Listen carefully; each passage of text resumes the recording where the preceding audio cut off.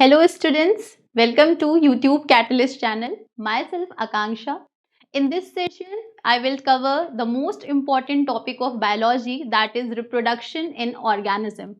This unit is not only important in scoring for common UG entrance test examination, but I think many of you are preparing for government examinations like PGT, TGT and also for assistant professor examinations and also NEET.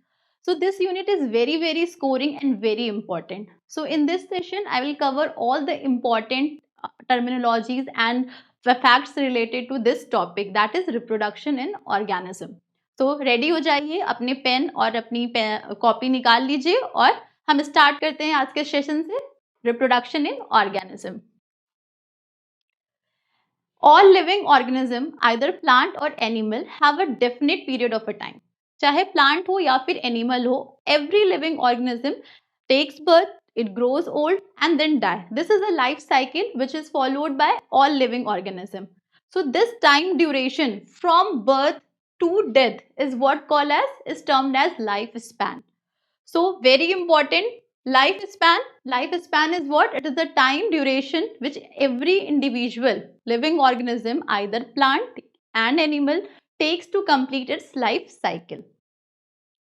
और ये जो life cycle है इसको 5 phases में divide कर दिया गया है. First phase is birth phase, followed by growth phase, then reproduction phase, then ageing और senescent phase and at last death. So this is the life cycle which is followed by all living organism. जैसे humans के case में पहली stage infant stage आती है. Infant मतलब newly born stage. Then वो बच्चा धीरे धीरे ग्रो करता है, चाइल्डहुड स्टेज पे आते हैं. उसके बाद एडोलसेंट स्टेज आती है, रिप्रोडक्टिव स्टेज जिसे कहते हैं, and then ageing and then death. तो this is the life cycle which is followed by either plant और animal.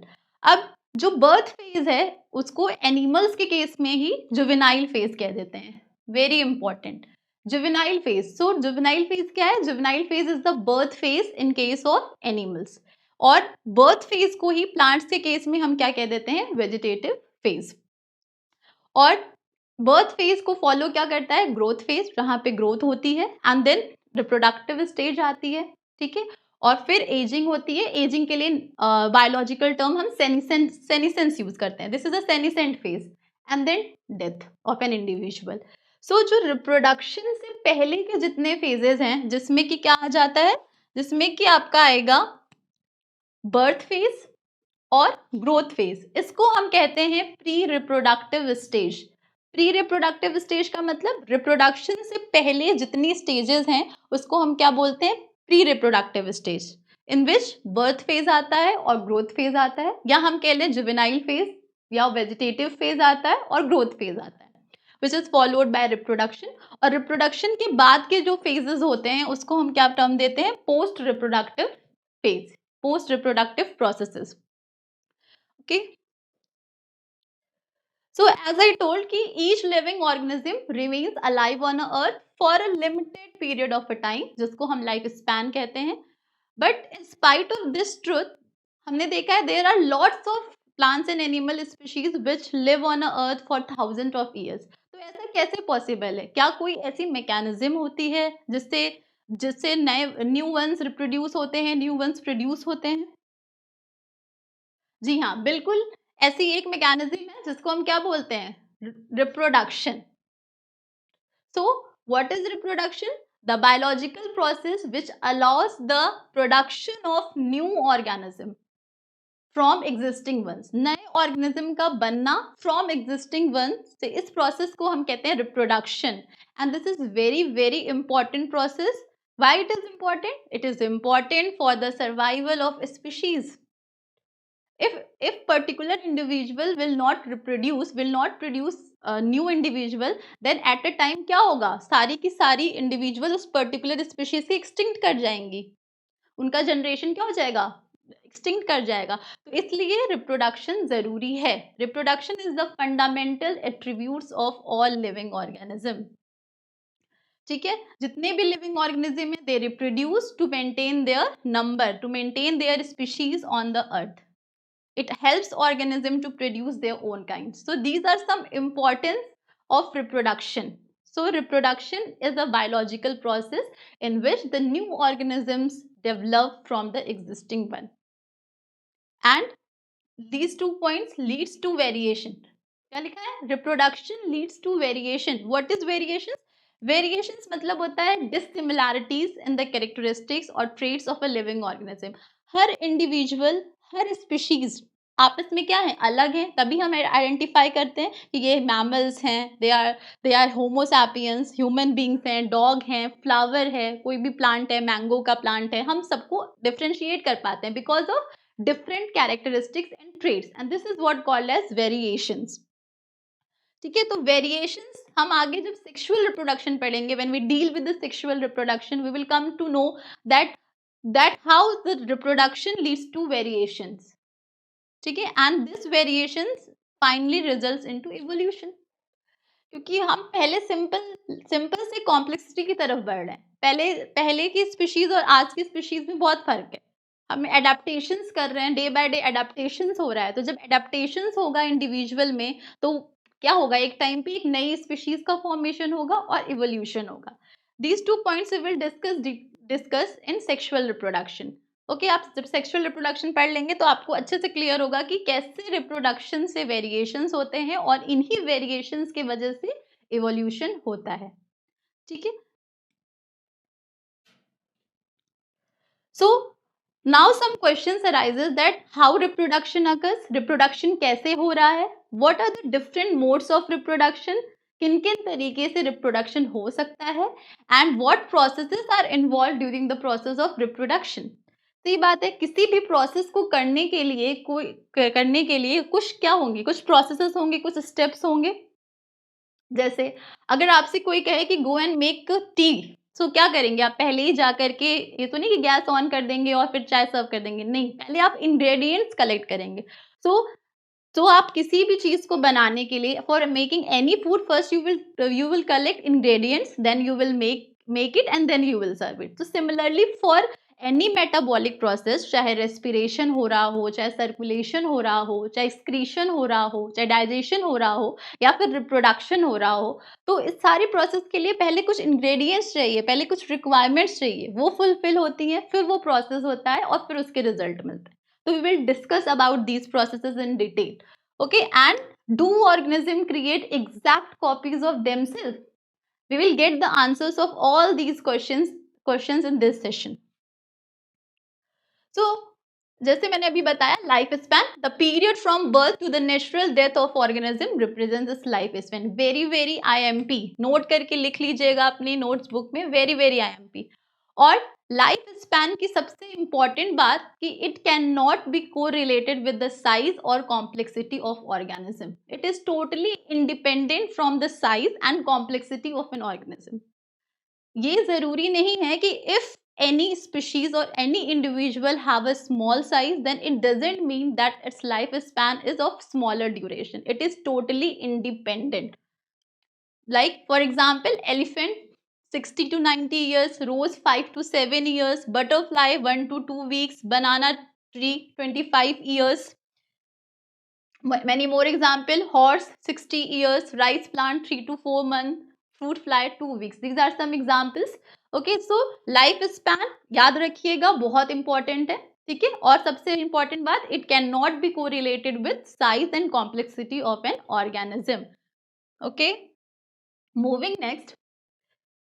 Is it true for all living organism that living organisms are mortal? क्या सारे living organism मॉर्टल हैं या कहीं कोई exceptions भी है? जी बिल्कुल एक्सेप्शन है. एक्सेप्शन क्या है? एक्सेप्शन जितने यूनिसेलुलर ऑर्गेनिज्म है, ऑल द यूनिसेलुलर ऑर्गेनिजम्स जो होते हैं वो इमॉर्टल होते हैं. They are immortal. Exceptions are everywhere. यही ब्यूटी है नेचर की, एक्सेप्शंस होते हैं. ठीक है, तो ऐसा क्या है कि लिविंग जो यूनिसेलुलर ऑर्गेनिज्म है, यूनिसेलुलर, 2 टाइप के ऑर्गेनिज्म पढ़े होंगे आपने, unicellular organism and multicellular organism. Unicellular मतलब, यूनि मतलब सिंगल, वन.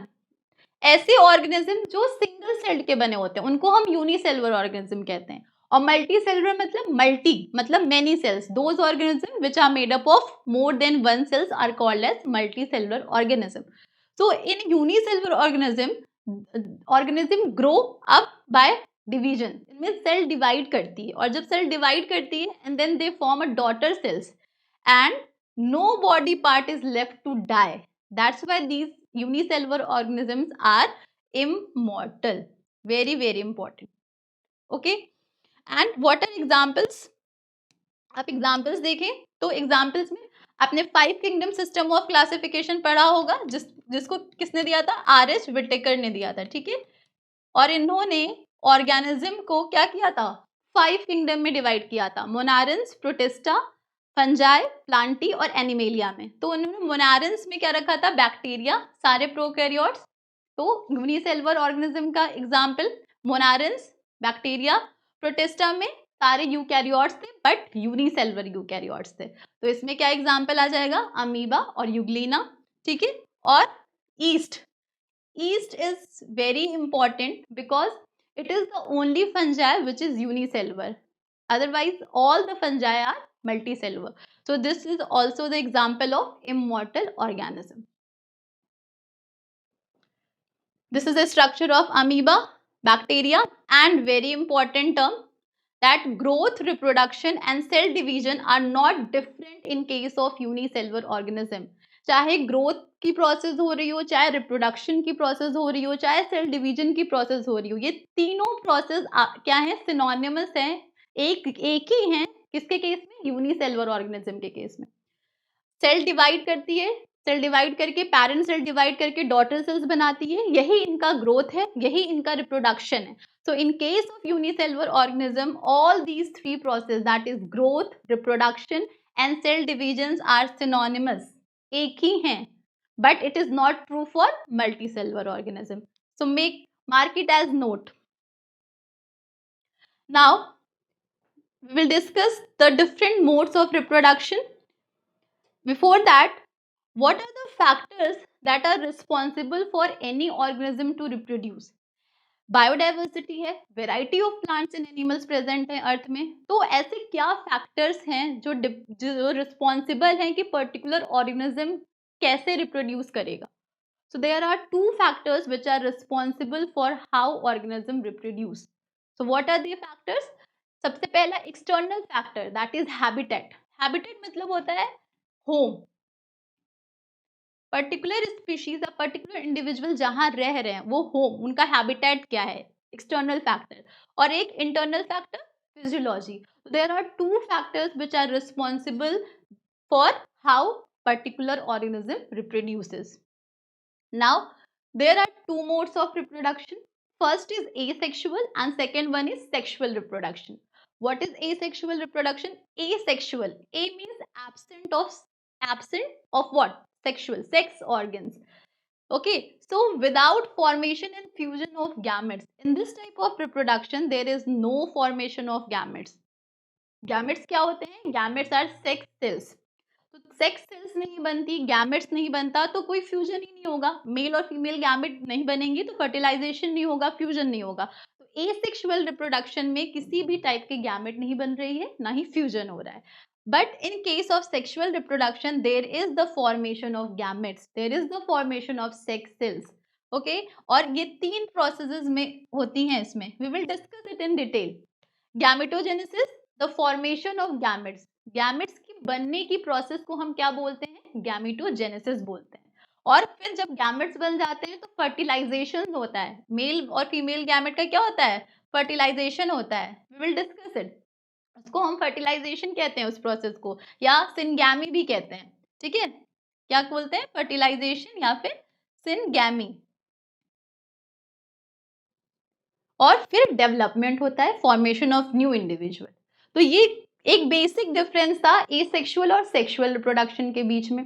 ठीक है, अब हम डिस्कस करेंगे डिटेल में एसेक्सुअल रिप्रोडक्शन. ठीक है, हमने जान लिया कि एसेक्सुअल रिप्रोडक्शन में कोई गैमेट्स नहीं बन रहे, there is a no formation of gametes, no formation of sex cells and there will be no fertilisation. अब हम आगे और इसके बारे में डिटेल में देखते हैं. ठीक है, मूविंग नेक्स्ट. एसेक्सुअल रिप्रोडक्शन के फीचर्स देखिए. It is a uniparental. Uniparental का मतलब this type of reproduction involves only one parent, single parent involve होता है. ठीक है. गैमेटिक फ्यूजन एब्सेंट है. अभी बताया गैमेट्स बन नहीं रहे हैं, तो जब गैमेट्स नहीं बन रहे हैं तो किसी भी टाइप का फर्टिलाइजेशन नहीं होगा, फ्यूजन नहीं होगा. और सबसे इंपॉर्टेंट बात कि the group of morphologically and genetically similar individual is called clone. The result of asexual reproduction is the formation of clone. What are clone? Clone are those organisms which are identical to their parents. Morphologically भी और genetically भी अगर daughter cells अपने parents से identical हैं तो ऐसे organism को हम क्लोन बोलते हैं. And this is a very important characteristic of asexual reproduction. ठीक है. तो हमसे पूछे कि क्लोन का फॉर्मेशन किस टाइप ऑफ रिप्रोडक्शन में होता है, तो answer will B asexual reproduction. Result of asexual reproduction is the formation of clone. And what are clones? Clones are organism, group of organism which are morphologically and genetically identical, similar to each other and their parents. Okay. और देखिए यहाँ पे single parent involve है. अगर single parent involve है तो एक ही parent से क्या होगा, सारे क्रोमोसोम एक ही पेरेंट से ट्रांसफर होंगे अपनी प्रोजनी को. ठीक है. तो ये लिखा है individual produced are exact copies of each other and their parents as the new organism produce inherit all of its chromosome from one parent. ऐसा क्यों है? क्योंकि यहाँ पे सिंगल पेरेंट इन्वॉल्व है, एक ही पेरेंट इन्वॉल्व है, तो एक ही पेरेंट से क्रोमोसोम क्या होंगे, इनहेरिट होंगे, ट्रांसफर होंगे. किसको? अपनी प्रोजनी को, अपनी ऑफस्प्रिंग को. ओके. और ये किसमें देखने को मिलता है? मोनारेंस में. मोनारेंस में हमने एग्जाम्पल क्या पढ़ा? बैक्टीरिया. सारे बैक्टीरिया किस में आ जाते हैं? मोनारेंस में आ जाते हैं. ठीक है. प्रोटिस्टा में अमीबा, पैरामीशियम, यूग्लिना. ठीक है. Algae, fungi and sponges are the example in which we generally found asexual mode of reproduction. ठीक है. और कुछ हायर प्लांट्स हैं ऐसे जिनमें asexual reproduction देखने को मिलता है, और उनके केस में what we called asexual reproduction, we called it as vegetative propagation, vegetative reproduction. ठीक है. We will discuss all the modes of asexual reproduction later on. Then one very important point that देखिए asexual reproduction में कोई gamete नहीं बन रहा, कोई fertilisation नहीं हो रहा, तो ये बहुत फास्ट प्रोसेस होता है. तो this is very simple and fast, very quick method of reproduction. Very important पूछा गया है एक बार क्वेश्चन. ठीक है. तो इसको नोट कर लीजिए कि simple and quick method of reproduction है कौन सा? Asexual reproduction. And why?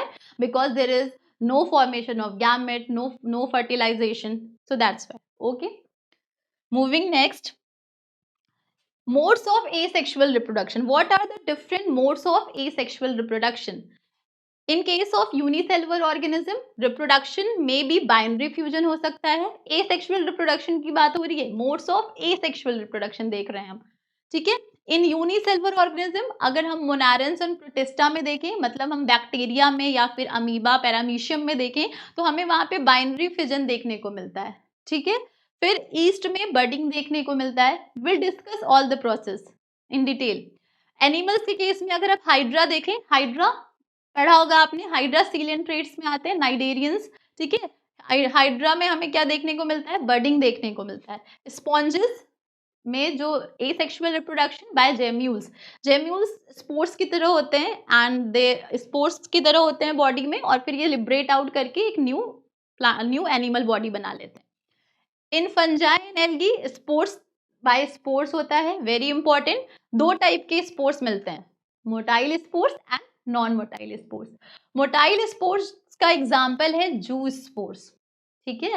और मोटाइल स्पोर्स को ही हम क्या बोल देते हैं? किसी बुक में आपको मिलेगा प्लानो स्पोर्स भी बोलते हैं. क्या बोलते हैं? Plano spores. और नॉन मोटाइल स्पोर्स को और क्या टर्म दे देते हैं? ए प्लानो स्पोर्स. तो जू स्पोर्स हमें बहुत सारी एल्गी में, फंजाई में देखने को मिलता है. ठीक है. और नॉन मोटाइल स्पोर में स्पोरेंजियो स्पोर्स और कोनेडियो स्पोर्स देखने को मिलता है. ठीक है. और इन हायर प्लांट्स, यहाँ पे क्या होगा? हायर प्लांट्स में अगर हम देखें तो हायर प्लांट्स में एसेक्सुअल रिप्रोडक्शन को हम क्या बोलते हैं? वेजिटेटिव प्रोपोगेशन बोलते हैं. तो ये there are different modes of asexual reproduction like binary fission, budding, ठीक है, बाय स्पोर्स, स्पोरुलेशन बोलते हैं इसको, vegetative propagation. We will discuss one by one. So first type of mode of asexual reproduction is binary fission. Fission means to divide, ठीक है। Fission means क्या होता है? To divide। अब binary word लग गया है तो मतलब जिसमें दो किसी कोई सेल डिवाइड कर रही है कितने में? 2 पार्ट्स में, तो दैट इज बाइनरी फिजन, ठीक है। तो बाइनरी फिजन किस में देखने को मिलता है? एग्जाम्पल आपसे पूछे, in many single celled organism like bacteria and amoeba, paramecium, ठीक है, इसमें देखने को मिलता है। अब हम इसकी मैकेनिज्म को देखते हैं। देखिए, इसमें जो सबसे पहला प्रोसेस होता है, आपको पता है एक बेसिक सेल का डायग्राम अगर आप देखें तो ये सेल है, इसके अंदर न्यूक्लियस होता है, ठीक है, और ये क्या होता है? साइटोप्लाज्म होता है, ठीक है। तो ये न्यूक्लियस हो गया और ये साइटोप्लाज्म हो गया। बेसिक जो डायग्राम है, न्यूक्लियस, साइटोप्लाज्म, और ये ऊपर वाली लेयर क्या कहलाती है? Plasma membrane. अगर प्लांट्स की बात करेंगे तो एक और लेयर आ जाती है जिसको सेल वॉल कहते हैं, ठीक है। तो किसी भी सेल को अगर डिवाइड करना है तो पहले उसका न्यूक्लियस डिवाइड करेगा, उसके बाद उसका साइटोप्लाज्म डिवाइड करेगा। तो सबसे पहले क्या होता है? कैरियोकाइनेसिस होती है। तो कैरियो वर्ड मीन्स न्यूक्लियस और काइनेसिस मतलब टू डिवाइड, डिवीजन। तो कैरियोकाइनेसिस मतलब न्यूक्लियस का डिवीजन हो रहा है। तो न्यूक्लियस को अगर डिवाइड होना है तो सबसे पहले वो क्या होगी? Nucleus enlargement. न्यूक्लियस को एनलार्ज होना पड़ेगा। तो first step will be nucleus enlargement, second step will be karyokinesis, that is nucleus divide into 2, ठीक है, and followed by cytokinesis, that is cytoplasm will divide and then there will be the formation of 2 daughter cells. Diagram से समझते हैं इसको। This is amoeba, ये amoeba का diagram देख रहे हैं आप। देखिए अमीबा कैसा है? इरेगुलर शेप का है, कोई रेगुलर शेप नहीं है, इरेगुलर शेप। प्रोटोजोअन्स है, ये प्रोटिस्टा में आता है अमीबा, ठीक है। देखिए ये मदर अमीबा है, पेरेंट अमीबा है। यहाँ पे सबसे पहले क्या हो रहा है? न्यूक्लियस एनलार्ज हो रहा है, न्यूक्लियस एनलार्जमेंट हो रही है। यहाँ पे स्यूडोपोडिया वर्ड लिखा है एक। स्यूडोपोडिया क्या होता है? फॉल्स फीट, जो अमीबा की फीट होती है उसको, it's not a true fit, तो इसको फॉल्स फीट कहा जाता है, स्यूडोपोडिया, जो उसकी लोकोमोशन में हेल्प करता है। तो सबसे पहले न्यूक्लियस देखिए एनलार्ज होगा, न्यूक्लियस को डिवाइड होना है तो यहाँ पे देखिए nucleus, there is enlargement of nucleus, then nucleus get divides into 2 and after that cytoplasm divide हुआ। और साइटोप्लाज्म जब डिवाइड हुआ तो हमें क्या मिली? 2 डॉटर अमीबा मिले। तो एक पेरेंट सेल से हमें कितने डॉटर सेल मिल रहे हैं? 2 डॉटर सेल्स मिल रहे हैं। तो this type of division, this type of fission is known as binary fission, in which from one single parent there is the formation of 2 daughter cells. And what are the processes? क्या mechanism है? First is nucleus enlargement हुआ, second क्या हुई? Karyokinesis हुई, ठीक है, Karyokinesis हुई which is followed by cytokinesis. यहाँ पे क्या हो रही है? साइटोकाइनेसिस हो रही है। साइटोप्लाज्म डिवाइड हो गया 2 में। तो देखिए पेरेंट्स जैसा है वैसा ही डॉटर है, तो there is identical, they both are identical. So यहाँ पे क्लोन का फॉर्मेशन हुआ, मॉर्फोलॉजिकली एंड जेनेटिकली सिमिलर है, आइडेंटिकल है, तो there is a formation of clone. Single parent involve है, यूनिपेरेंटल है, this all are the characteristic of asexual reproduction, ठीक है। तो this is a binary fission in amoeba. Okay, depending upon the plane of division binary fission is of 3 types. 3 type की binary fission possible हैं। कौन कौन से? Simple binary fission, जिसमें division जो होता है वो किसी भी प्लेन में हो सकता है, ठीक है, from any plane division can occur, like in case of amoeba, जैसे आपने अभी देखा अमीबा के केस में, इसको इरेगुलर बाइनरी फिजन भी बोलते हैं, ठीक है। Second will be longitudinal binary fission, जिसमें the plane of fission passes along the longitudinal axis. अगर कोई डिवीजन लॉन्गिट्यूडनल एक्सिस से हो रहा है तो उसको हम क्या बोलेंगे? Longitudinal binary fission. किस में देखने को मिलता है? यूग्लिना में देखने को मिलता है। Transverse binary fission, the plane of division runs along the transverse axis. अगर plane of division transverse axis से हो रहा है तो ऐसे डिवीजन को हम क्या बोलेंगे? Transverse binary fission. For example bacteria, paramecium और डायटम्स, ठीक है, सॉरी, इन सारे ये सारे क्या हैं, 3 टाइप्स हैं किसके, बाइनरी फिजन के। किस बेसिस पे किया गया है, on the depending upon the plane of division. Diagram से इसको देखिए binary fission in protozoa, amoeba में देख रहे हैं हम, अमीबा में किसी भी प्लेन से डिवीजन हो सकता है। There is not a definite plane कि इसी प्लेन से डिवीजन होगा, फ्रॉम एनी प्लेन, ठीक है। फिर यूग्लिना में लॉन्गिट्यूडनल डिवीजन, पैरामीशियम में देखिए ट्रांसवर्स डिवीजन हो रहा है, और एक बहुत रेयर मिलता है ऑब्लिक टाइप बाइनरी फिजन, जो कि हमें सिरेशियम में देखने को मिलता है। This is very rare. Most common is irregular type of division, ठीक है, जो किसी भी प्लेन में हो सकता है। नाउ हमने बाइनरी फिजन में देखा कि सिंगल पेरेंट से 2 डॉटर सेल मिले। अब मल्टीपल फिजन में क्या होगा, from single parent there will be the formation of multiple daughter cells, and इसका बेस्ट एग्जांपल है plasmodium. Plasmodium is a malarial parasite, ये मलेरिया कॉजिंग पैरासाइट है, मलेरियल पैरासाइट। प्लाज्मोडियम में जो रिप्रोडक्शन होता है बाय मल्टीपल फिजन होता है। देखिए सिंगल सेल से बहुत सारी क्या मिली, डॉटर सेल्स मिल रही हैं यहाँ पे। डायग्राम में देखिए multiple fission is the process of asexual reproduction in which instead of 2 daughter cells many daughter cells are produced from a single parent। तो यहाँ यूनिपेरेंट यहाँ पे भी हुआ, ठीक है, and exactly the same copies produced हो रही हैं, तो क्लोन फॉर्मेशन भी हो रहा है। तो that why this is the type of asexual reproduction। और asexual reproduction में भी कौन सा टाइप है, multiple fission. Okay, now second mode of asexual reproduction is budding. Budding कहाँ देखने को मिलती है, बडिंग हमें जनरली सिंगल सेल्ड ऑर्गेनिज्म में ही देखने को मिलती है, और इसका बेस्ट एग्जांपल है ईस्ट, हाइड्रा में भी देखने को मिलती है। प्लांट्स के केस में आपसे एग्जांपल पूछे ईस्ट का, और एनिमल्स में हाइड्रा में देखने को मिल रही है, ठीक है। देखिए डायग्राम, ये ईस्ट फंजाई है, इसका डायग्राम पेरेंट ईस्ट है।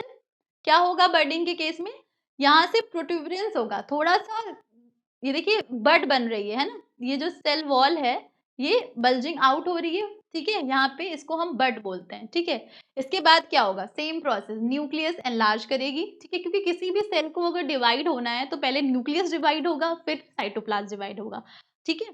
तो यहाँ पे देखिए बड बना, फॉर्मेशन ऑफ बड, उसके बाद न्यूक्लियस का एनलार्जमेंट हुआ, देख रहे हैं आप डायग्राम में, न्यूक्लियस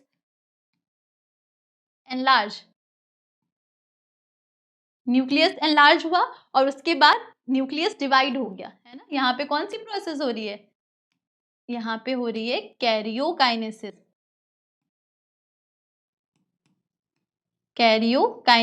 और कैरियोकाइनेसिस जब हो गई, न्यूक्लियस डिवाइड हो गया, उसके बाद क्या हो रहा है, यहाँ पे चेन ऑफ ईस्ट सेल्स बन रही है, बहुत सारी बडिंग भी हो सकती है, और फिर ये बर्ड्स क्या होंगे, डिटैच्ड हो जाएंगे, और एक नया डॉटर सेल बन जाएगा यहाँ पे, मतलब नया ईस्ट बन गया, ठीक है। तो साइटोप्लाज्म होगा, साइटोकाइनेसिस होगी, डिटैच हो जाएगा, ठीक है। तो this is the process of budding. तो हमने बाइनरी फिजन पढ़ा, मल्टीपल फिजन पढ़ा, बडिंग पढ़ा। अब हम डिफरेंस देखेंगे कि बाइनरी फिजन और बडिंग में क्या डिफरेंस है, क्योंकि मैकेनिज्म तो दोनों की सेम है, पर बेसिक डिफरेंस क्या है दोनों में।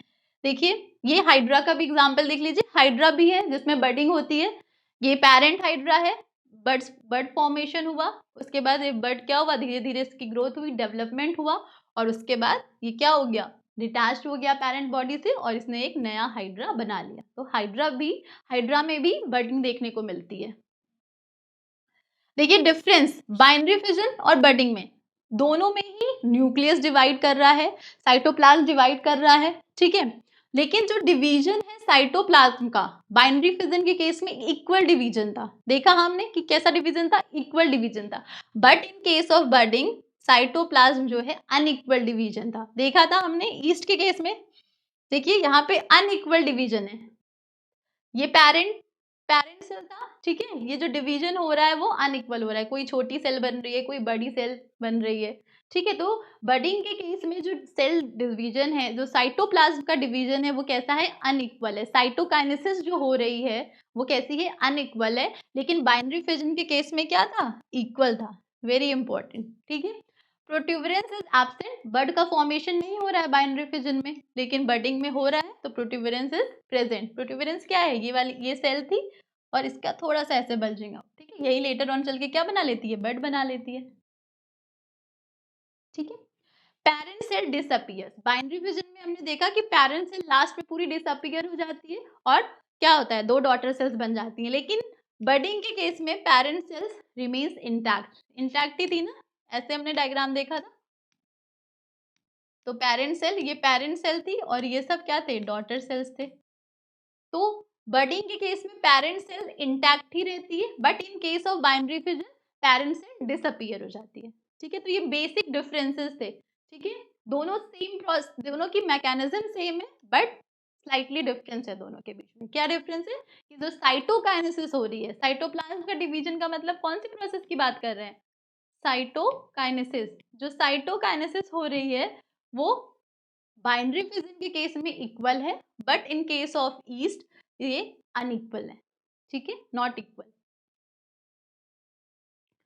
अब third mode of asexual reproduction, sporulation. Sporulation में asexual reproduction can also occur through formation of specialized reproductive structures, specialized reproductive units, जिसको स्पोर्स कहते हैं। क्या कहते हैं, स्पोर्स।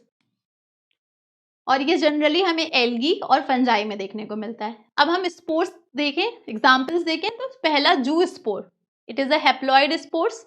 मोटाइल स्पोर, प्लानोस्पोर्स, ये मोटाइल स्पोर्स होते हैं, इनको प्लानोस्पोर्स भी बोलते हैं। जितने भी मोटाइल स्पोर्स होंगे उनके लिए एक टर्म यूज करा जाता है, प्लानोस्पोर्स।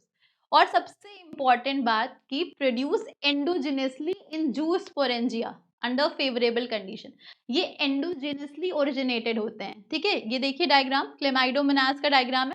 इसमें देखिए ये जो जूस, इसको जूस स्पोरेंजियम, ये पेरेंट सेल है जिसमें जूस स्पोर्स प्रेजेंट होते हैं, उसको जूस स्पोरेंजिया बोलते हैं, ठीक है, जूस स्पोरेंजियम बोलते हैं, सॉरी, ठीक है।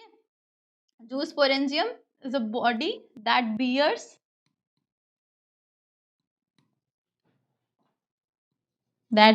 जू स्पोर्स, या स्ट्रक्चर जिसमें जू स्पोर्स प्रेजेंट है उसको जू स्पोरेंजियम बोलते हैं, ठीक है।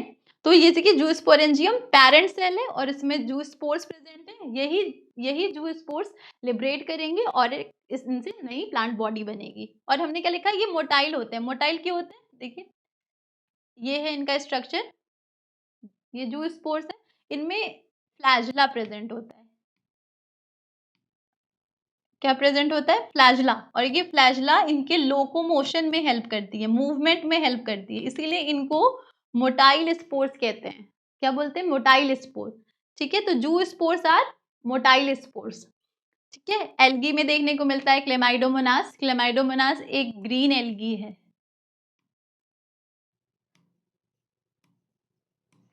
Green algae, Chlamydomonas. जू स्पोर पिरामिड शेप का है, एंटरली फ्लैजुलेटेड है, यहाँ पे देखिए फ्लैजुला प्रेजेंट है और ये एकदम पेरेंट सेल को रिजेंबल कर रहा है, ठीक है। तो जू spore is an example of asexual reproduction, और एसेक्सुअल रिप्रोडक्शन में भी किस टाइप का हो गया, स्पोरुलेशन में, ठीक है। नेक्स्ट देखिए स्पोरेंजियोस्पोर्स।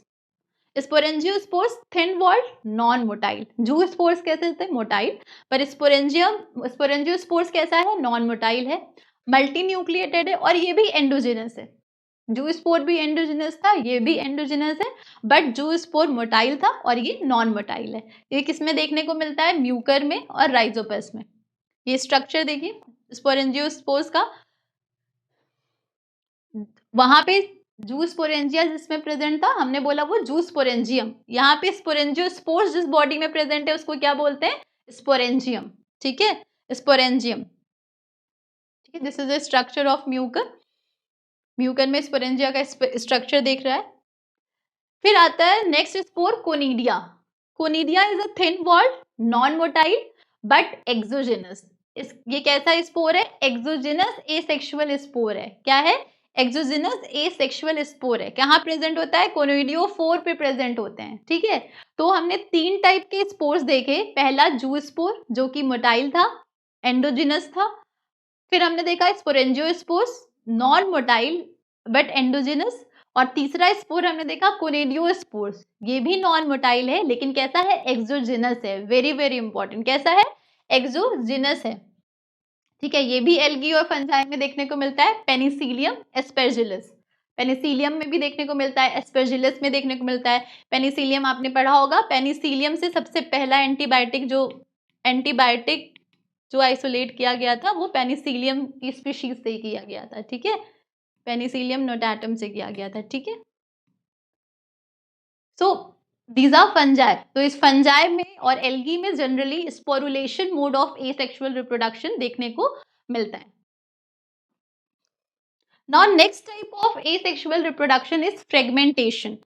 Fragmentation मतलब the parent organism fragments into pieces and each of which can evolve into a new organism. मतलब जो parent cell है, जैसे स्पाइरोगायरा में देखें आप, spirogyra is an example of green algae, ठीक है, ये ग्रीन एल्गी का एग्जाम्पल है, ठीक है। स्पाइरोगायरा ये पेरेंट सेल है, this is a parent cell, और ये पेरेंट सेल फ्रेगमेंट्स में टूट जाती है, splits into a fragments, and each fragments develop into a new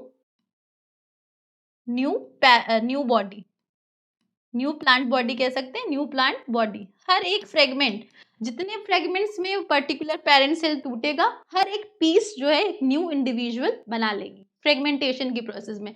किस में देखने को मिलता है? साइनोबैक्टीरिया में, स्पॉन्जेस में देखने को मिलता है, प्लानेरियंस में। प्लानेरियंस क्या होते हैं? प्लानेरियंस फ्लैट वर्म्स, ठीक है, प्लेटीहेल्मिन्थीज का मेंबर है ये, ठीक है, फ्लैट वर्म्स, ठीक है, और बहुत से एनालिड्स वर्म्स में भी देखने को मिलता है फ्रेगमेंटेशन, ठीक है। दो टर्म्स हैं, फ्रेगमेंटेशन और रीजनरेशन, ठीक है, दोनों सेम नहीं है, ठीक है, बहुत बच्चे कंफ्यूज होते हैं कि दोनों ही सेम है, नहीं, दोनों सेम नहीं है। क्या डिफरेंसेस है दोनों में, देखते हैं। फ्रेगमेंटेशन क्या है? It occurs in multi cellular organism with simple body organization. ऐसे ऑर्गेनिज्म में होगा जिनका ऑर्गेनाइजेशन जो है वो बहुत सिंपल है। जनरली लोअर ऑर्गेनिजम्स जो होते हैं जैसे एल्गी, फंजाई, इन सब में हमको देखने को मिलता है क्या? एल्गी और फंजाई, लोअर लोअर प्लांट्स हैं ये, इसमें हमें फ्रेगमेंटेशन देखने को मिलता है। Regeneration fully differentiated multicellular organism with complex body organization, वो सिंपल बॉडी ऑर्गेनाइजेशन में देखने को मिलता है, लेकिन रीजनरेशन प्रोसेस किस में होती है? कॉम्प्लेक्स बॉडी ऑर्गेनाइजेशन में होती है, ठीक है। फिर फ्रेगमेंटेशन में देखिए, in this process an organism breaks into piece and each piece develops into a new individual. This is a basic difference, हर एक पीस जो है एक नया इंडिविजुअल बनाएगा, ठीक है। लेकिन regeneration organism if breaks into pieces, each piece may or may not develop into new individual।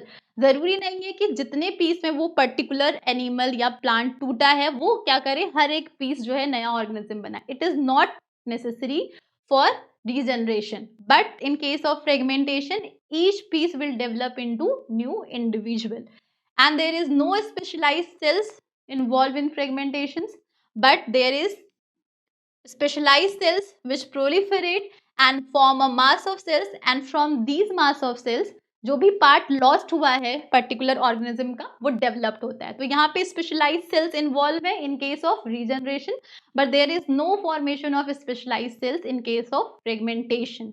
Very very important slide, very very. तो फ्रेगमेंटेशन और रीजनरेशन दोनों सेम नहीं है, दोनों डिफरेंट है, ठीक है। एग्जाम्पल अगर आप देखो तो इसमें स्पाइरोगायरा, इसमें आप देखो तो लीजर्स, देखा होगा आपने लीजर्स, वो जब भागती हैं या डरती हैं तो क्या करती हैं, अपनी अपनी टेल छोड़ देती हैं, तो वहां पे रीजनरेशन की प्रोसेस होती है, बट इट नॉट नेसेसरी कि पर्टिकुलर पार्ट जो लॉस्ट है वो फिर से वो उसको बनाएं, ठीक है, फॉर्मेशन करें, ठीक है। तो ये बेसिक डिफरेंस था फ्रेगमेंटेशन और रीजनरेशन में। और इसमें एग्जाम्पल क्या हो सकते हैं? जो ब्लड वेसल्स होते हैं ह्यूमंस के, जो ब्लड वेसल्स ऑफ ह्यूमंस या मैमल्स कह लें हम लोग, तो मैमल्स के ब्लड वेसल्स में भी रीजनरेशन की टेंडेंसी होती है।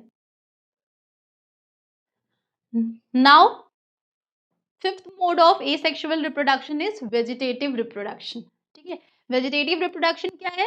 It is also a type of asexual reproduction which occurs in higher plants. Higher plants में एसेक्सुअल रिप्रोडक्शन को ही हम कह देते हैं वेजिटेटिव रिप्रोडक्शन।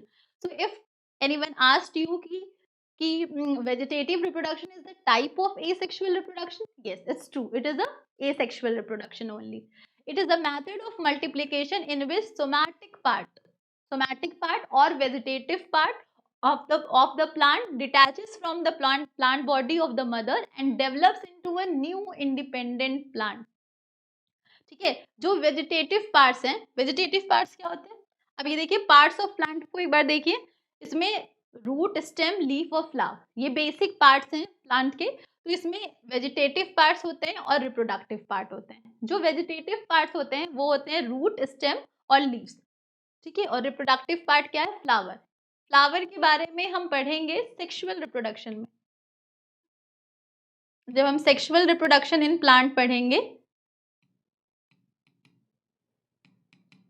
तो उसमें हम पढ़ेंगे फ्लावर के बारे में डिटेल में, ठीक है। अभी हम वेजिटेटिव रिप्रोडक्शन की बात कर रहे हैं, तो वेजिटेटिव पार्ट्स की बात करेंगे, रूट, स्टेम एंड लीव्स। तो if in plants reproduction occurs with the help of vegetative parts, that is root, stem or leaf, then this type of reproduction is termed as vegetative reproduction, vegetative propagation, ठीक है। तो देखिए जो detachable part है, जो part detached हुआ है, और वो पार्ट कुछ भी हो सकता है, स्टेम हो सकती है, रूट हो सकती है, लीफ हो सकती है। तो जो डिटैचेबल पार्ट है जो इन्वॉल्व हो रहा है वेजिटेटिव प्रोपोगेशन में, that part is called as vegetative propagule. क्या बोलेंगे उसको? वेजिटेटिव प्रोपोग्यूल बोलेंगे, ठीक है। जो वेजिटेटिव रिप्रोडक्शन होता है वो दो टाइप का है, नेचुरल मैथड भी हो सकता है, आर्टिफिशियल मैथड भी हो सकता है, ठीक है। आर्टिफिशियल मैथड को और क्या कहते हैं? हॉर्टिकल्चरल मैथड भी बोलते हैं, ठीक। वन बाय वन हम देखेंगे सबको। Natural methods of vegetative reproduction मैंने बताया किस किस से हो सकता है, वेजिटेटिव पार्ट से हो सकता है, स्टेम से हो सकता है, सॉरी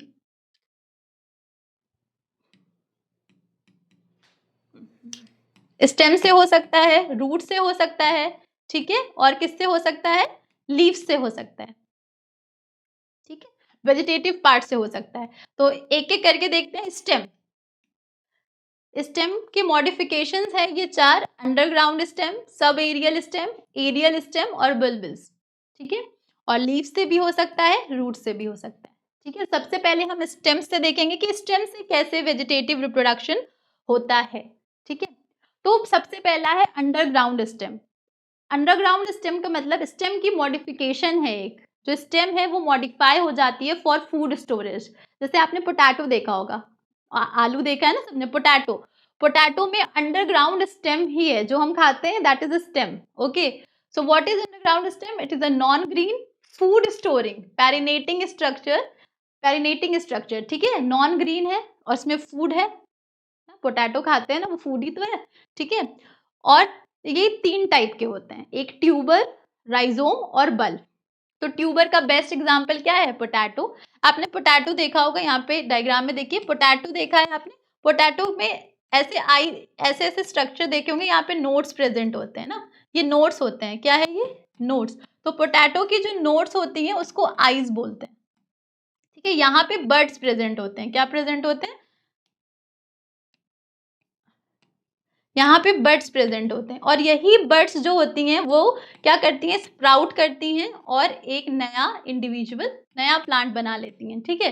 तो यहाँ पे जो रिप्रोडक्शन हो रहा है वो कैसा हो रहा है? सिंगल पेरेंट इन्वॉल्व है, यूनिपेरेंटल, तो एसेक्सुअल रिप्रोडक्शन होगा। साथ ही साथ में वेजिटेटिव पार्ट से हो रहा है, ठीक है, not from reproductive part of plant, vegetative part से हो रहा है। तो this is the type of vegetative reproduction, ठीक है। और इसको हम बोलते हैं ट्यूबर बोलेंगे। तो ट्यूबर का एग्जाम्पल क्या है? पोटैटो। वेरी इंपॉर्टेंट एग्जाम्पल, सबके याद रखिएगा, ठीक है। मैच द फॉलोइंग में पूछ सकता है, ठीक है। राइजोम, राइजोम क्या है? It is the main underground perennial stem, और इसमें क्या होती है? नोड्स पे बड्स प्रेजेंट होती है। नोड क्या होता है? पता होगा आप लोगों को, नोड्स।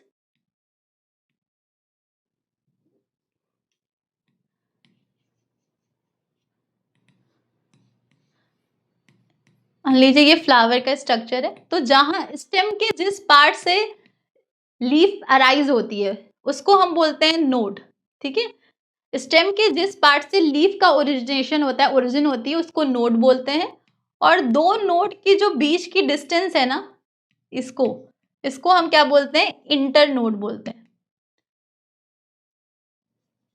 तो राइजोम के केस में, ये राइजोम है, अदरक देखा होगा सबने, राइजोम में नोड्स और इंटरनोड्स प्रेजेंट होते हैं और हर एक नोड से एक नया इंडिविजुअल डेवलप हो जाता है, तो इसको हम राइजोम बोलते हैं। ठीक है, राइजोम का बेस्ट एग्जाम्पल क्या है? जिंजर। ठीक है, क्या है? जिंजर और बनाना। नेक्स्ट टाइप आता है बल्ब। बल्ब क्या है? It is underground unbranch reduced disc shaped stem, terminal bud is surrounded by several leaves. मतलब ये प्याज देखा है, अनियन और गार्लिक में प्रेजेंट होता है। डायग्राम देखिए, ये अनियन का डायग्राम है। ठीक है, इसमें जो स्टेम होती है वो डिस्कॉइड शेप की होती है। कैसी होती है? डिस्कॉइड, डिस्क शेप की होती है, वेरी रिड्यूस्ड।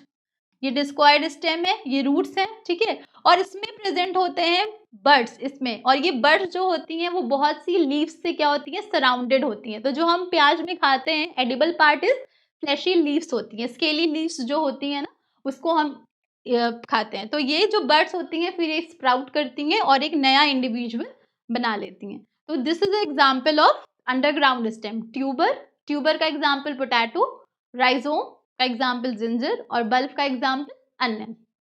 ठीक है, now second type of modification of stem is sub aerial stem. Sub aerial stem क्या है? It is a weak stem which takes support of ground. Weak है तो इसको सपोर्ट की जरूरत होती है, तो ये ग्राउंड का सपोर्ट लेता है फॉर स्प्रेडिंग। स्प्रेडिंग होने के लिए ग्राउंड का सपोर्ट लेता है, तो this is the sub aerial stem. ठीक है, पूरी तरीके से एरियल भी नहीं है, सब एरियल है। ठीक है, अब इसमें चार टाइप हम पढ़ेंगे। पहला है ऑफसेट। देखिए ऑफसेट क्या है? It is a short horizontal branch producing a cluster of leaves above and the cluster of roots below is called offset. Diagram में देखिए, डायग्राम से समझने की कोशिश करिए। ये ऑफसेट का डायग्राम है, आइकॉर्निया, ये पिस्टिया है और ये आइकॉर्निया का डायग्राम है। देखिए इसमें क्या कह रहे हैं? It is a short horizontal branch producing a cluster of leaves. ये क्लस्टर ऑफ लीव्स दिख रहे हैं above the soil and cluster of roots below the soil. ठीक है, और ये बहुत से एक्वेटिक प्लांट्स में देखने को मिलते हैं, जैसे कि आइकॉर्निया में और पिस्टिया में। ठीक है, यही ऑफसेट जो होते हैं ना, ये ब्रेक कर जाते हैं, और ये जब ब्रेक करते हैं तो ये फिर एक नया इंडिविजुअल बना लेते हैं। तो ये क्या हुआ? वेजिटेटिव प्रोपोगेशन का एग्जाम्पल हुआ। ठीक है, वेरी इंपॉर्टेंट आइकॉर्निया। आइकॉर्निया को हम टेरर ऑफ बंगाल भी बोलते हैं। ठीक है, very very important, terror of Bengal. ठीक है, क्यों बोलते हैं इसे देखेंगे। It is introduced in Bengal. Bengal में से इंट्रोड्यूस किया गया था क्योंकि बहुत प्यारे, बहुत ब्यूटीफुल फ्लावर्स होते हैं। ठीक है, वाटर हाइसेंथ इसको बोलते हैं। ठीक है, however it turns out to be highly invasive aquatic weed. ये इतनी ज्यादा ग्रो करने लगे कि एक टाइम पे क्या हुआ कि इनका नंबर बहुत ज्यादा बढ़ गया। तो जब इनका नंबर बढ़ गया तो जो एक्वेटिक फ्लोरा एंड फौना थे, प्लांट्स और एनिमल्स थे, उनको ऑक्सीजन की डेफिशिएंसी होने लगी, क्योंकि ये ज्यादा स्प्रेड करेंगे तो इनको ऑक्सीजन चाहिए, तो इन्होंने ये ऑक्सीजन ले लेते थे। तो जिसके वजह से क्या हो रहा था, एक्वेटिक जो एनिमल्स हैं और मेनली जो फिश, क्योंकि बंगाल का स्टेपल फूड, जो बंगाल के पीपल हैं उनका स्टेपल फूड क्या है? फिश। तो फिश जो थी वो धीरे धीरे उनकी डेथ होने लगी, तो जिसके वजह से इसको आइकॉर्निया को क्या बोला जाता है? Terror of Bengal. Fast growth of eichhornia cause death of fishes and food scarcity होने लगी। ठीक है, that is why it is called terror of Bengal. तो आइकॉर्निया को टेरर ऑफ बंगाल कहते हैं। ठीक है, वाटर हाइसेंथ भी बोलते हैं, और इसमें ऑफसेट टाइप का वेजिटेटिव प्रोपोगेशन देखने को मिलता है। ठीक है, next is a sucker. Sucker क्या है? It arises by axillary bud. जो बर्ड्स एक्सिल्स में प्रेजेंट होती हैं उनसे अराइज होती है of underground part of stem. Stem के अंडरग्राउंड पार्ट ऑफ स्टेम में जो बर्ड्स हैं उनसे ये अराइज होगी। और ये देखिए डायग्राम में, this lateral branch creeps below the soil. देख रहे हैं ये जो लेटरल ब्रांच है ये सॉइल के अंदर क्रीप कर रही है। ठीक है, उसके बाद ये अपवर्ड जा रही है। तो ये सॉइल के अंदर क्रीप करते करते जहां इसने टच किया सॉइल के सरफेस को, यहाँ पे रूट्स का फॉर्मेशन हुआ और यहाँ से नया इंडिविजुअल बन गया। सो सकर जो है वो क्राइजेंथेमम में देखने को मिलता है और पाइनएप्पल में देखने को मिलता है। ठीक है, सकर कहाँ से ये अराइज हो रही है? It arises by axillary bud which is present underground part of stem. Stem के अंडरग्राउंड पार्ट पे जो एक्सिलरी बर्ड प्रेजेंट है उससे ये क्या करती है? क्रीप करते हुए सॉइल के अंदर जाती है और फिर वहां से एक नया प्लांट राइज हो जाता है। ठीक है, तो हमने ऑफसेट पढ़ा, सकर पढ़ा, अब हम रनर पढ़ेंगे। Next mode of vegetative reproduction is runner. तो रनर देखिए, रनर ग्रासेस देखा है सबने, तो grasses is the example of runner. कैसा है देखिए एग्जाम्पल डायग्राम में, देखिए it is elongated prostrate sub aerial branch with long internodes. मैंने बताया अभी इंटरनोड्स क्या होते हैं, दो nodes, distance between two nodes are called internodes. तो जिसमें जो ग्रासेस होती है ना उसमें बहुत इंटरनोड्स जो होते हैं ना बहुत दूर दूर पे होते हैं, लॉन्ग लॉन्ग इंटरनोड्स होते हैं। ठीक है, तो लॉन्ग इंटरनोड्स होते हैं और हर एक इंटरनोड्स पे क्या होता है, वहां से एक नया प्लांट डेवलप हो जाता है, तो उसको हम बोलते हैं रनर। ठीक है, रनर। रनर का एग्जाम्पल क्या है, ग्रासेस। ठीक है, last is stolon, very important. Stolon क्या है देखिए, this is also a slender lateral branch originating from the base of the stem. ये भी बेस ऑफ द स्टेम से है। ठीक है, सकर भी बेस ऑफ द स्टेम से था लेकिन अंडरग्राउंड। ठीक है, but it first grows obliquely upward. देखिए डायग्राम में ये पहले ऑब्लिकली अपवर्ड ग्रो कर रहा है, उसके बाद एक लूप ले रहा है और उसके बाद फिर से क्या हो रहा है, bends downwards, down towards the ground. ठीक है, पहले ऑब्लिकली अपवर्ड गया, फिर इसने एक लूप लिया और फिर ये कहाँ आ गया, ग्राउंड पे आ गया। ठीक है, bends down towards the ground. ठीक है, when it touches the ground it produces, यहाँ पे रूट्स बनेंगी और फिर यहाँ से एक नया प्लांट बन जाएगा। और स्टोलन किस में देखने को मिलता है, मेंथा में, वेरी इंपॉर्टेंट, मेंथा में देखने को मिलता है। और किस में देखने को मिलता है, स्ट्रॉबेरी में भी देखने को मिलता है। तो ये थे सब एरियल टाइप के मॉडिफिकेशंस। ठीक है, सब एरियल में हमने क्या क्या पढ़ा, सब एरियल में हमने सबसे पहले पढ़ा ऑफसेट। ऑफसेट में हमने आइकॉर्निया और पिस्टिया के बारे में पढ़ा। आइकॉर्निया को वाटर हाइसिंथ बोलते हैं। ठीक है, it is also known as terror of Bengal, very very important. Offset के बाद हमने पढ़ा सकर। ठीक है, हमने क्या पढ़ा, सकर पढ़ा। ठीक है, सकर किस में देखने को मिला, क्राइजेंथेमम में देखने को मिला। उसके बाद हमने रनर, रनर का एग्जाम्पल ग्रासेस। ठीक है, और फिर हमने पढ़ा स्टोलॉन, क्या पढ़ा, स्टोलॉन। ठीक है, तो ये हमने किसके मॉडिफिकेशन पढ़े, सब एरियल स्टेम के, सब एरियल स्टेम के मॉडिफिकेशन पढ़े। ठीक है, moving to next, aerial shoots. अभी हम स्टेम्स की बात कर रहे हैं। ठीक है, पहले हमने अंडरग्राउंड स्टेम पढ़ा, फिर सब एरियल, अब एरियल शूट्स। एरियल शूट्स में क्या है, each segment of stem having at least one node. Sugar cane देखा है आपने, sugar cane is the example of aerial shoots. Sugar cane में हर सेगमेंट पे, हर नोड पे क्या प्रेजेंट होते हैं, हर सेगमेंट पे नोड्स प्रेजेंट होते हैं। तो उस नोड से क्या होता है, वो नोड्स क्या होती है, उससे एक नया प्लांट डेवलप हो जाता है। तो एरियल शूट का बेस्ट एग्जाम्पल क्या है, शुगर केन। इस डायग्राम में देखिए हर हर एक सेगमेंट पे, बहुत सारे सेगमेंट होते हैं शुगर केन में, हर एक सेगमेंट पे नोड प्रेजेंट है और इस नोड पे बर्ड्स प्रेजेंट होंगी और ये बर्ड्स स्प्राउट करती हैं और एक नया इंडिविजुअल बना देती हैं। ठीक है, this is the example of aerial shoots. Now last type of stem, last type of stem modification is bulbils, very important. Bulbils क्या है, लार्ज साइज फ्लैशी बर्ड्स, ये भी एक तरीके की बर्ड्स हैं जो कि स्पेशलाइज्ड होती हैं फॉर वेजिटेटिव प्रोपोगेशन के लिए। And बुलबिल falls from the plant, ये जो बर्ड्स हैं ये क्या करती हैं, ये फॉल करती हैं सॉइल पे और सॉइल पे फॉल करने के बाद क्या होता है, ये स्प्राउट करेंगी, प्रोपोगेट करेंगी and develops into a new individual. किसी किसी प्लांट्स में प्रेजेंट होती हैं और इसका बेस्ट एग्जांपल है अगेव प्लांट, जिसको सेंचुरी प्लांट भी बोलते हैं। ठीक है, ऑक्सैलिस में प्रेजेंट होती है, लीली प्लांट में प्रेजेंट होती है। ठीक है, तो these are examples of bulbils. ठीक, तो vegetative reproduction can be occurs to through stem, leaf और रूट। तो हमने स्टेम्स देख लिए कि स्टेम में किस किस तरीके से वेजिटेटिव रिप्रोडक्शन हो सकता है। नाउ मूविंग टू नेक्स्ट, कि लीव्स की हेल्प से कैसे वेजिटेटिव प्रोपोगेशन होता है। कुछ प्लांट्स आपने देखे होंगे जिनकी लीव्स के मार्जिन्स पे बर्ड्स प्रेजेंट होती है, उसको हम एडवेंटिशियस बर्ड्स बोलते हैं। ठीक है, जैसे एग्जाम्पल ब्रायोफाइलम, जो ब्रायोफाइलम की लीफ होती है ना उसके मार्जिन्स पे बर्ड्स प्रेजेंट होते हैं। ठीक है, डायग्राम भी बना हुआ है। तो इसकी जो मार्जिन्स होती है ना यहाँ पे ना बर्ड्स प्रेजेंट होती हैं, इसको हम एडवेंटिशियस बर्ड्स बोलते हैं। और इन एडवेंटिशियस बर्ड्स क्या होती हैं, यही स्प्राउट करती हैं, प्रोपोगेट करती हैं और एक नया इंडिविजुअल, नया प्लांट बन जाता है। जैसे यहाँ पे आप देख रहे हैं एक नए प्लांट्स बन रहे हैं। ठीक है। तो लीफ के थ्रू प्रोपोगेशन हो रहा है, वेजिटेटिव पार्ट से प्रोपोगेशन हो रहा है, तो क्या इसका ये किसका एग्जांपल हो गया? वेजिटेटिव प्रोपोगेशन का। एंड वेजिटेटिव प्रोपोगेशन के साथ साथ सिंगल पैरेंट इन्वॉल्व है, कोई गैमेट फॉर्मेशन नहीं हो रहा है, तो एसेक्सुअल रिप्रोडक्शन का भी टाइप है। ठीक है। रूट्स बहुत से ऐसे प्लांट हैं जैसे डहलिया, डहलिया की जो रूट्स होती हैं उसमें बड्स प्रेजेंट होते हैं। ठीक है। तो ये बड्स फिर क्या करते हैं, एडवेंटिशियस बड्स जो होती हैं ये स्प्राउट करती हैं और नए प्लांट बना लेती हैं। ठीक है। Forms new plants. तो vegetative propagation, natural vegetative propagation stem से भी हो सकता है, लीफ से भी हो सकता है और रूट से भी होता है।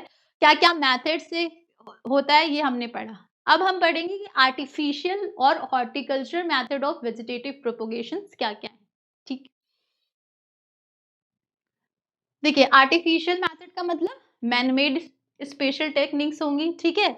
इसमें क्या करते हैं, plant of somatic body of a plant is made to develop into a new independent plant. यही यही है वेजिटेटिव प्रोपोगेशन। और जो वेजिटेटिव प्रोपोगेशन आर्टिफिशियली तरीके से किया जाता है उसको प्रेफर करते हैं कौन से सीजन में? रेनी एंड स्प्रिंग सीजन में। रेनी या spring season is the best period for vegetative propagation. ठीक है। There are various horticulture methods like cutting, layering, grafting. ठीक है। Micro propagation, we will discuss it in detail. First method is cutting. Very common method. This is a very common method. तो कोई आपसे पूछे which method is very common for artificial vegetative propagation, then it's cutting. और cutting में भी stem cutting is very common. Favour करते हैं लोग स्टेम कटिंग को। ठीक है। सिंपल है, क्विक मेथड है इस वजह से। तो cutting can be possible through stem cutting, leaf cutting and root cutting. So first we will discuss about stem cutting. देखिए, it is a common artificial method, लिखा है कॉमन आर्टिफिशियल मैथड है, common artificial method of propagation. और इसमें क्या करते हैं, 20 to 30 centimetre long pieces of 1 year old stems को कट करते हैं। ठीक है। कट करते हैं और उसको फिर क्या करते हैं, जब उसको सॉइल में सो करने से पहले उसको एक प्लांट हार्मोन जो कि है ऑक्सिन, ऑक्सिन में क्या करते हैं, डिप कर देते हैं। क्यों ऐसा करते हैं? क्योंकि ऑक्सिन क्या है, रूट प्रमोटिंग हार्मोन है। रूट प्रमोटिंग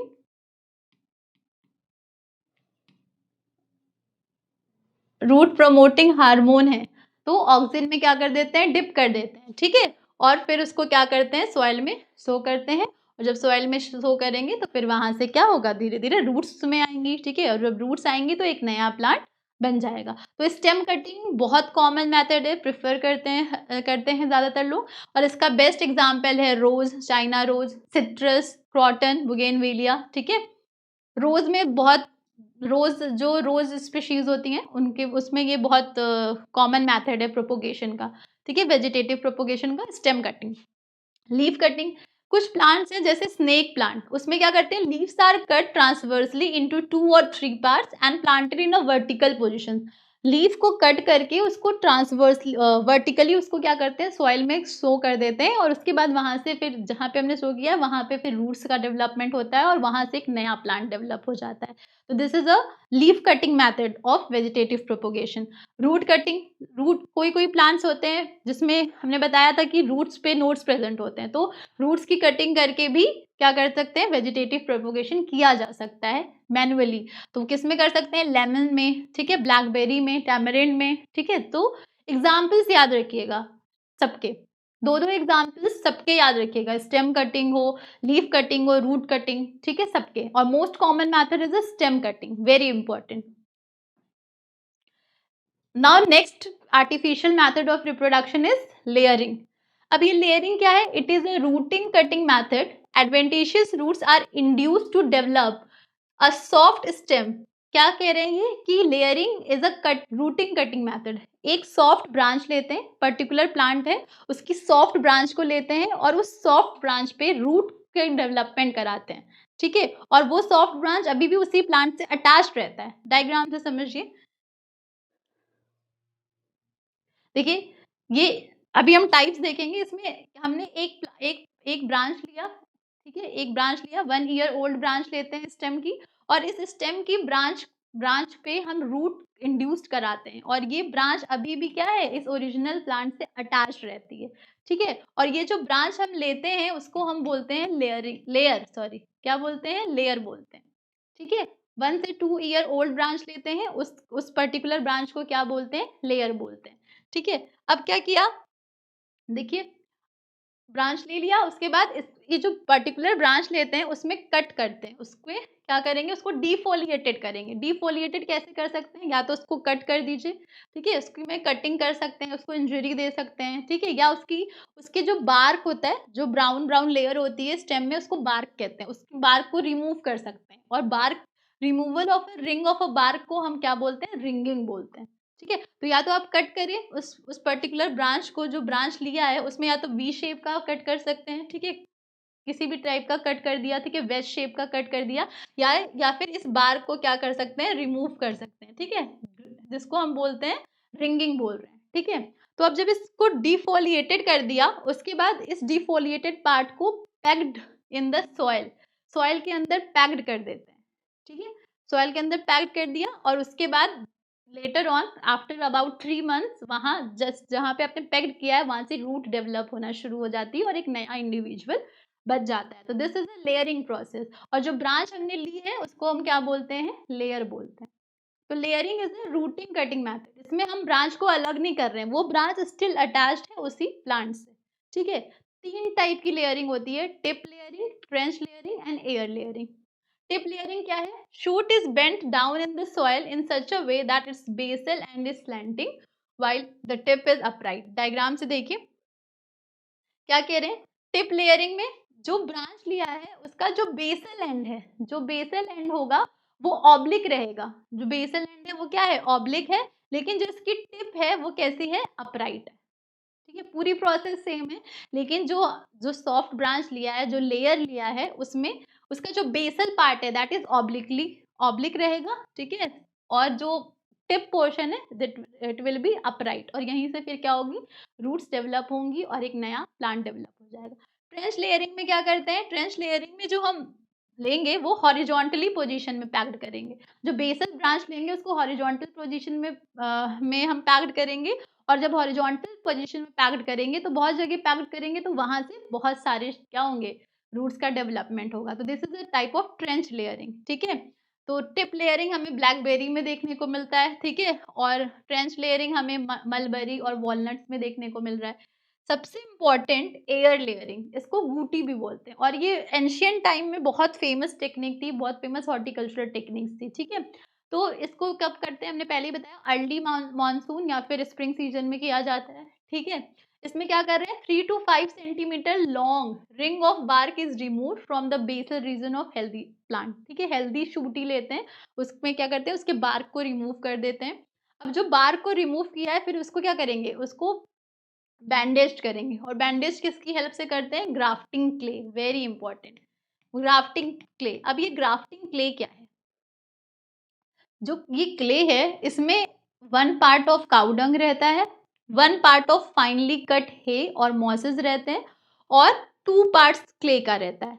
तो इस ग्राफ्टिंग क्ले के हेल्प से उसको क्या कर दिया जाता है, उसको बैंडेज कर देते हैं। और फिर ये जो क्ले है ग्राफ्टिंग क्ले, इसमें little amount of water add करते हैं, इसको मिक्स, इसकी एक स्लरी बनाते हैं। ठीक है, और फिर इस स्लरी में क्या ऐड करते हैं, इस स्लरी में ऑक्सिन ऐड करते हैं।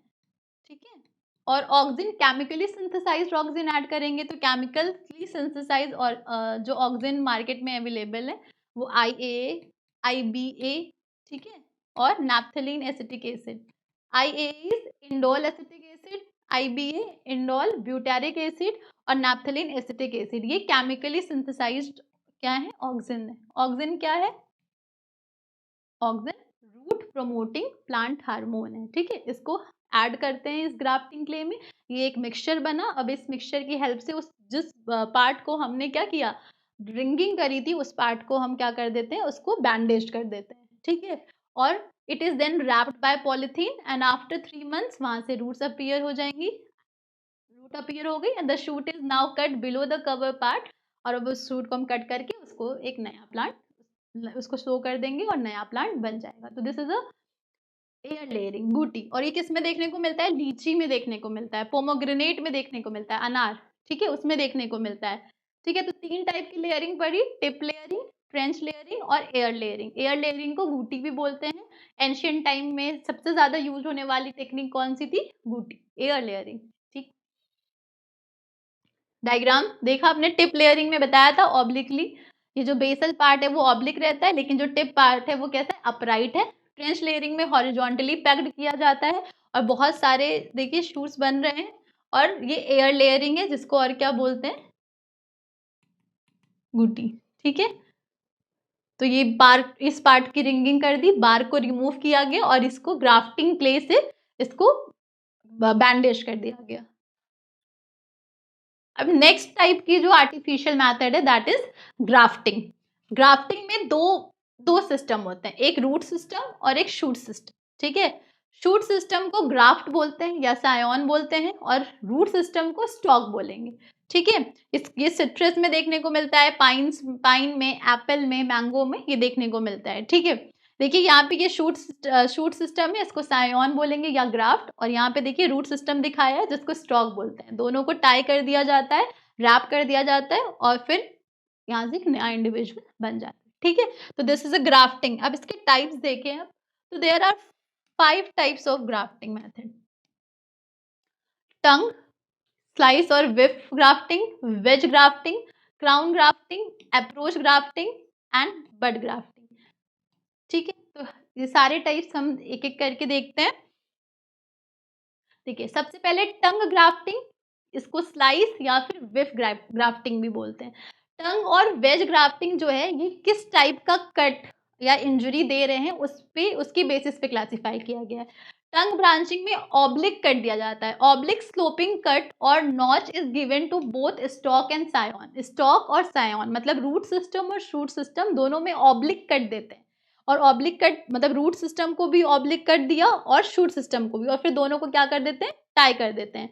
ठीक है, they the two perfectly fit upon one another and they are tied together. तो अगर ऑब्लिक कट है तो इसको क्या बोलेंगे? Tongue grafting.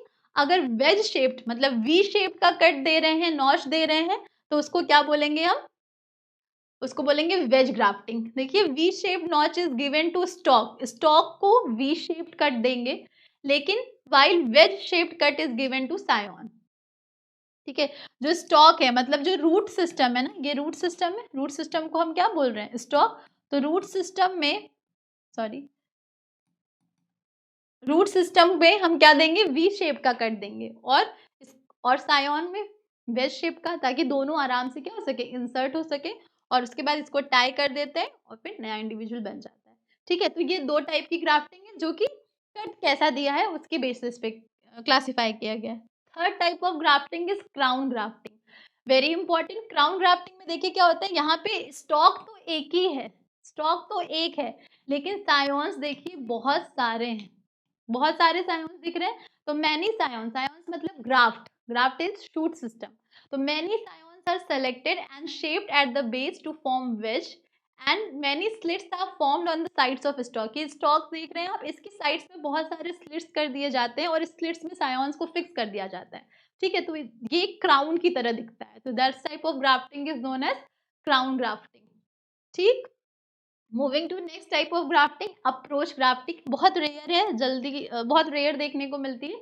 तो two independently growing plants are brought together, दो प्लांट्स जो इंडिपेंडेंटली ग्रो कर रहे हैं उनको साथ में लाते हैं। ठीक है, the shoots of the two are given cuts at the same level for a distance of 2.5 to 5.0 centimetre. उसके बाद the cuts are in the form of smooth slice, मतलब कट किसी भी टाइप का दे सकते हैं, बताया वी शेप का, वेज शेप का, या फिर रिंगिंग कर दीजिए, बार्क को रिमूव कर दीजिए।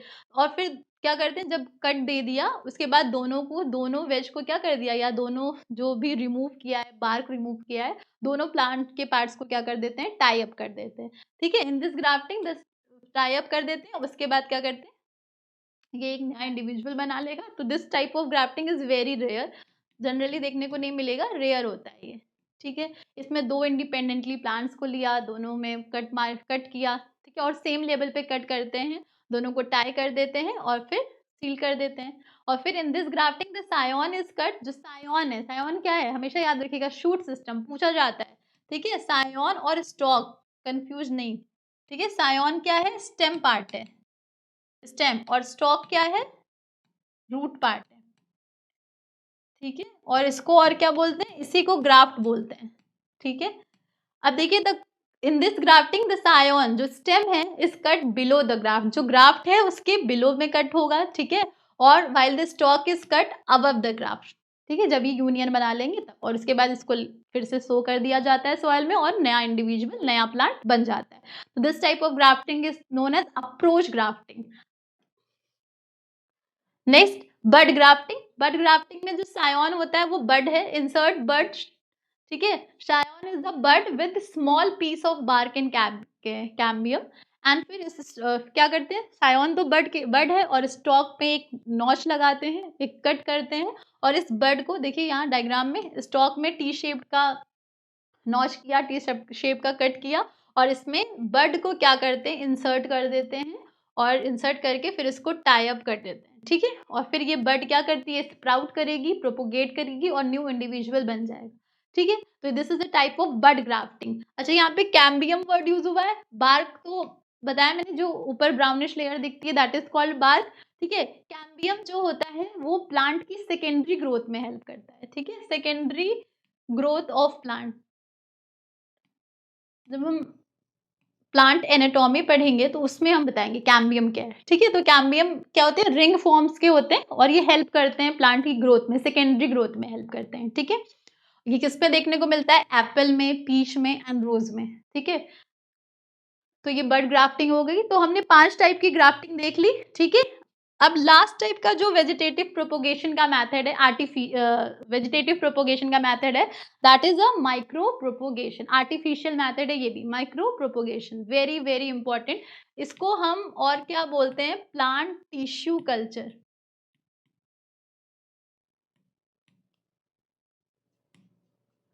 प्लांट टिश्यू कल्चर देखिए, it is the raising of new plants from a small plant tissue. एक स्मॉल प्लांट टिश्यू को लेते हैं, कोई सा भी पार्ट ले सकते हैं, और जो प्लांट टिश्यू, जो स्मॉल प्लांट टिश्यू लेते हैं उसको हम एक्स प्लांट बोलते हैं। ठीक है, जो भी पार्ट लिया हमने उसको हम एक्स प्लांट बोलते हैं। ठीक है, और उस एक्स प्लांट से हम पूरे के बहुत सारे न्यू प्लांट्स बनाते हैं, तो इसको हम माइक्रो प्रोपोगेशन बोल रहे हैं। ठीक है, माइक्रो मतलब एक स्मॉल पार्ट लिया और उस स्मॉल पार्ट को प्रोपोगेट करा के बहुत सारे नए प्लांट्स बनाना। ठीक है, कैसे होता है ये प्रोसेस देखिए, एक प्लांट पार्ट है, tissue sample drawn from a parent plant, एक पार्ट लिया उस पेरेंट प्लांट से। ठीक है, उसको स्टरलाइज किया। स्टरलाइज करने का मतलब होता है कि जो भी उसमें कंटामिनेशंस हैं, कोई माइक्रोब्स है या कुछ है, तो वो क्या हो जाए, स्टरलाइज्ड हो जाए। ठीक है, वो एकदम प्योर रहे, तो स्टरलाइज करते हैं। उसके बाद उस पार्ट को, उस जो प्लांट पार्ट है उसको हम एक ऐसे मीडियम में रखते हैं जिसमें न्यूट्रिएंट्स होता है। पता है आपको, प्लांट्स को ग्रो करने के लिए कुछ माइक्रो न्यूट्रिएंट्स चाहिए, मैक्रो न्यूट्रिएंट्स चाहिए। ठीक है, तो हम एक ऐसे मीडियम में उस पार्ट को रखते हैं जिसमें क्या प्रेजेंट हो, बहुत सारे न्यूट्रिएंट्स प्रेजेंट होते हैं। ठीक है, और फिर देखेंगे कि ये जो प्लांट पार्ट है ये डेवलप करता है इनटू अनडिफरेंशिएटेड सेल्स में। ठीक है, अब जब इस न्यूट्रिएंट्स में जो ये जिसमें हमने इसको रखा है उसमें न्यूट्रिएंट्स भी है, साथ साथ में हार्मोन्स भी होंगे। ठीक है, अभी मैंने बताया था आप लोगों को कि कौन कौन से हार्मोन्स होंगे, एक तो ऑक्सिन होगा और साथ ही साथ में शूट प्रमोटिंग हार्मोन भी होंगे, साइटोकाइनिन। ऑक्सिन होगा, साइटोकाइनिन होगा। ठीक है, प्लांट ग्रोथ हार्मोन्स है ना ये सब, ऑक्सिन है, साइटोकाइनिन है, जिब्रालिन है। ठीक है, तो ये हार्मोन्स भी प्रेजेंट होंगे।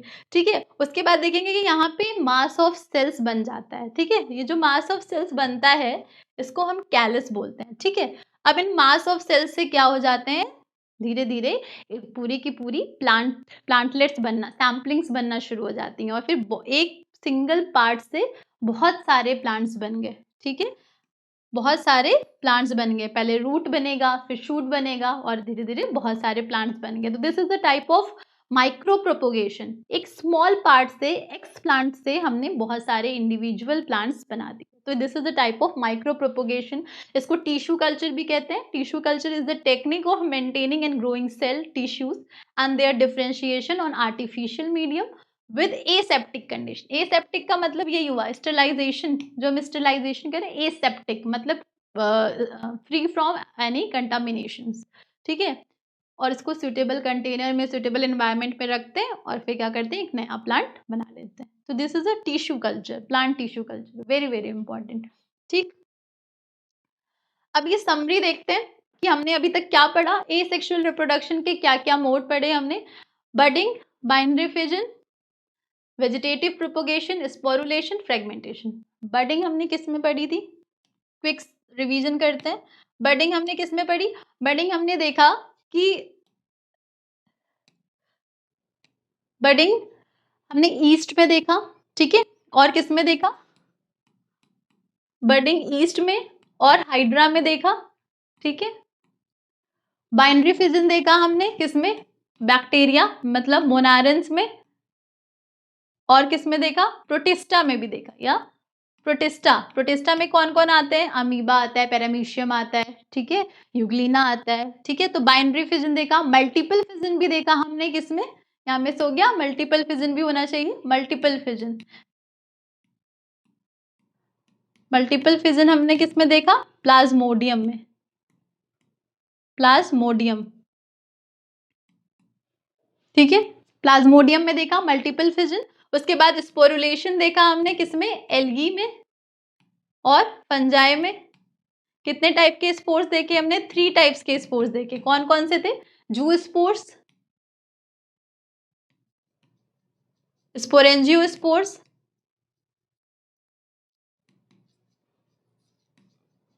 और कोनिडिया देखा, ठीक है। जू स्पोर्स कैसा था? मोटाइल था। बाकी दोनों स्पोर्स कैसे थे? नॉन मोटाइल थे। जू स्पोर्स जो था वो एंडोजिनस था, स्पोरेंजियो स्पोर भी एंडोजिनस था, लेकिन कोनिडिया कैसा था? एक्सोजिनस स्पोर्स था, ठीक है।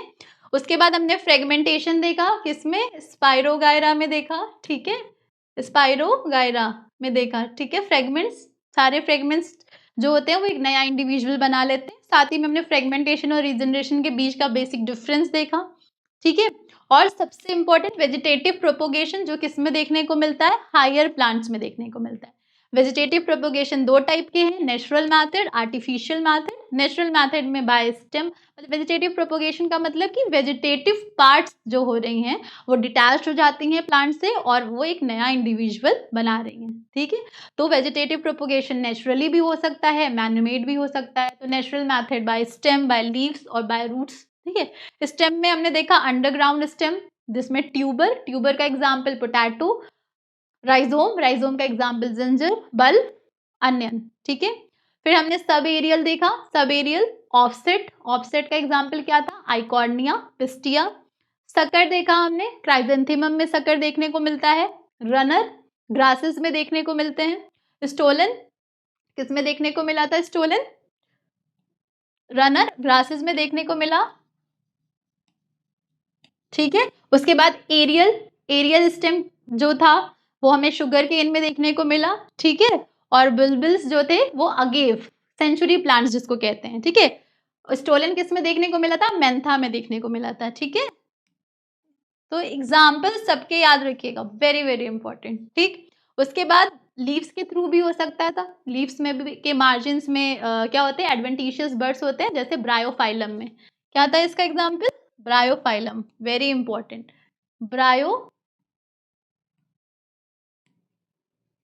ब्रायोफाइलम, ठीक है। और रूट्स, कुछ ऐसे प्लांट्स हैं जिनके रूट्स में पे एडवेंटिशियस बर्ड्स देखने को मिलती हैं, जैसे कि डहलिया, ठीक है, डहलिया, ठीक। फिर आर्टिफिशियल मेथड में कटिंग, कटिंग मेथड, कटिंग में स्टेम कटिंग भी हो सकता है, लीफ कटिंग भी हो सकता है, रूट कटिंग भी हो सकता है।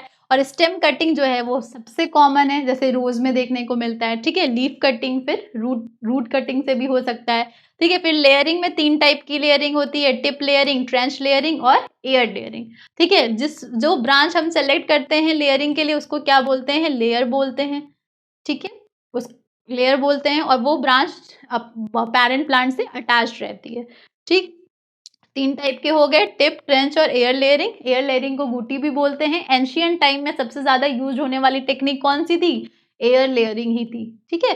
फिर ग्राफ्टिंग देखा हमने, ग्राफ्टिंग में टंग शेप ग्राफ्टिंग जिसको स्लाइस और विप शेप ग्राफ्टिंग भी बोलते हैं, ठीक है। Veg shape grafting, crown grafting, approach grafting और बड ग्राफ्टिंग, ये 5 टाइप की ग्राफ्टिंग देखी हमने, ठीक है। और लास्ट में माइक्रो प्रोपोगेशन जिसको टिश्यू कल्चर टेक्निक भी बोलते हैं, इसमें हम स्मॉल एक्स प्लांट से बहुत सारे इंडिविजुअल प्लांट्स ग्रो कराते हैं, ठीक है। तो ये समरी थी मोड्स ऑफ एसेक्सुअल रिप्रोडक्शन की। नेक्स्ट कुछ इंपॉर्टेंट डेफिनेशंस जो आज के सेशंस में हमने डील करी रिप्रोडक्शन। सबसे पहले रिप्रोडक्शन क्या है? Any biological process in which new organisms are produced from the existing one is called reproduction. दो टाइप के रिप्रोडक्शन होते हैं, एसेक्सुअल और सेक्सुअल। पढ़ा हमने। एसेक्सुअल रिप्रोडक्शन से क्लोन का फॉर्मेशन होता है, morphologically and genetically similar individuals बनते हैं। जू स्पोर्स पढ़ा हमने, कोनिडिया पढ़ा, ठीक है, बाइनरी फिजन पढ़ा, मल्टीपल फिजन पढ़ा, वेजिटेटिव प्रोपोग्यूल्स पढ़े, ठीक है। तो ये कुछ इंपॉर्टेंट टर्म्स थे, ठीक है। जब भी आप कुछ पढ़ा करिए तो एक कीवर्ड्स बनाया करिए, उससे रिवीजन करते टाइम क्या होगा, बहुत हेल्प मिलेगी। अब देखते हैं, मूविंग टू नेक्स्ट, कुछ क्वेश्चंस देख लेते हैं जो इस टॉपिक से रिलेटेड आए हैं। 2023 में क्वेश्चंस पूछे गए थे। देखते हैं पहला question, the method of producing thousands of plants through tissue culture is called. क्या कह रहा है question? The method of producing thousands of plant, tissue culture, पहले ही दे दिया हिंट, टिश्यू कल्चर की बात कर रहा है। तो कौन सा ऑप्शन हो जाएगा? सोमैटिक फ्यूजन हो नहीं सकता। वेजिटेटिव प्रोपोगेशन, टिश्यू कल्चर से रिलेट, वेजिटेटिव प्रोपोगेशन भी मतलब टिश्यू कल्चर भी वेजिटेटिव प्रोपोगेशन का ही पार्ट है, बट ऑप्शन में माइक्रो प्रोपोगेशन दिया हुआ है, तो most appropriate answer will be micro propagation, ठीक है। अगर माइक्रो प्रोपोगेशन नहीं दिया होता तो then we can go for vegetative propagation, ठीक है, but in option micro propagation is given, okay. So क्या हो जाएगा इसका answer? Micro propagation, the method of producing thousands of plant. बताया था स्मॉल प्लांट से के पार्ट से थाउजेंड्स ऑफ प्लांट बनाना, ठीक है, micro propagation. Next question, find the correct statement, correct पूछा है, ठीक है। तो find the correct statement that is true for hydra. बताया था अभी हाइड्रा के बारे में, तो बताइए। सबसे पहले देखिए, formation of asexual granules under unfavourable condition, कोई ग्रैन्यूल्स नहीं बनते इसमें, तो ये ऐसे ही एलिमिनेट हो जाएगा।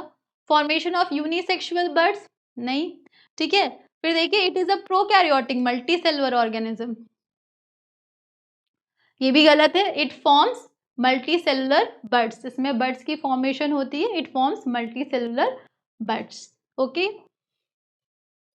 इसमें देखिए लास्ट ऑप्शन में प्रोकैरियोट्स दे दिया है, मल्टीसेलुलर तो है लेकिन प्रोकैरियोटिक नहीं है, यूकैरियोटिक ऑर्गेनिज्म है, ठीक है। हाइड्रा एनिमल है, ठीक है। Third, which of the following factor is या are responsible for how organism reproduces. बताया था आपको, इंपॉर्टेंट मार्क कराया था, क्या होगा इसका आंसर? दो ऐसे फैक्टर्स हैं जिसपे डिपेंड करता है हाउ ऑर्गेनिज्म रिप्रोड्यूस। कौन कौन से? एक्सटर्नल फैक्टर था, एक एक्सटर्नल फैक्टर था, एक्सटर्नल फैक्टर्स जिसमें क्या था? हैबिटेट, कि पर्टिकुलर इंडिविजुअल का हैबिटेट कैसा है, वो कहाँ रह रहा है, ठीक है, फॉरेस्ट में रहता है, टेरेस्ट्रियल है, एक्वेटिक है, ठीक है। और दूसरा internal factors, sorry, internal factors particular individual की फिजियोलॉजी कैसी है, ठीक है, इस पे डिपेंड करता है। तो क्या होगा option? More than one option is correct, organism का हैबिटेट और इंटरनल फिजियोलॉजी, तो मोर than one option is correct. Last but not least, process of reproduction which results in production of identical offspring. कौन सी process में identical offspring बनते हैं? Asexual reproduction में, but option में तो एसेक्सुअल रिप्रोडक्शन नहीं है,